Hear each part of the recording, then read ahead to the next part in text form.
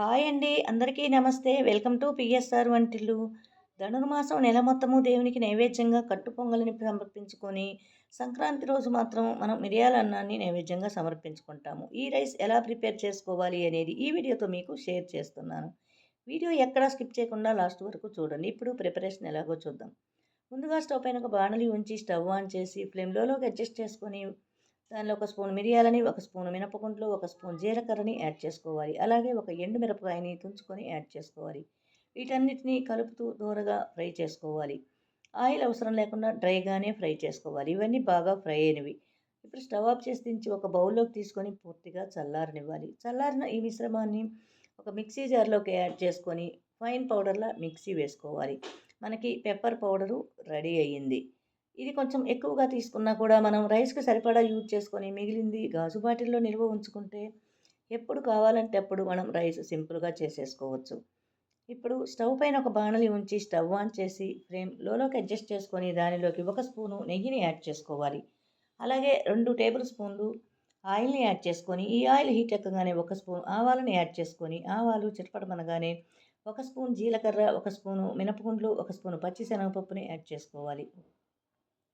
ఈ మొత్తాన్ని కూడా కలుపుతూ లో ఫ్లేమ్‌లోనే కొంచెం సేపు వేగిన తర్వాత ఒక కప్పు వరకు జీడిపప్పుని యాడ్ చేసుకొని వీటిని కలుపుతూ ఫ్రై చేసుకోవాలి.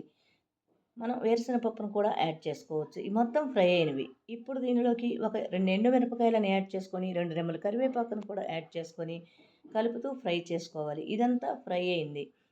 ఇప్పుడు దానిలోకి మనం మిక్సీ వేసి రెడీ చేసుకున్న పెప్పర్ పౌడర్‌ని ఒక స్పూన్ వరకు యాడ్ చేసుకోవాలి. మనం తీసుకున్న అన్నం క్వాంటిటీని బట్టి ఈ పౌడర్ యూజ్ చేసుకోవాలి. ఈ పౌడర్ అంతా తాలింపులోకి బాగా కలిసేలాగా ఒక నిమిషం పాటు బాగా కలవనివ్వాలి. అలాగే ఇప్పుడు దానిలోకి ఒక గ్లాసు బియ్యాన్ని పొడి పొడిగా ఉడికించుకున్న అన్నాన్ని యాడ్ చేసుకోవాలి. అన్నం బాగా పొడి పొడిగా ఉండేలాగా చూసుకోవాలి. ఈ అన్నాన్ని యాడ్ చేసుకున్న తర్వాత దానిలోకి టేస్ట్‌కి సరిపడా సాల్ట్‌ని యాడ్ చేసుకొని ఫ్లేమ్ హైలోకి అడ్జస్ట్ చేసుకొని ఒకసారి బాగా కలుపుకోవాలి. ఈ తాలింపంతా కూడా ఈ అన్నంలోకి కలిసేలాగా చూసుకోవాలి.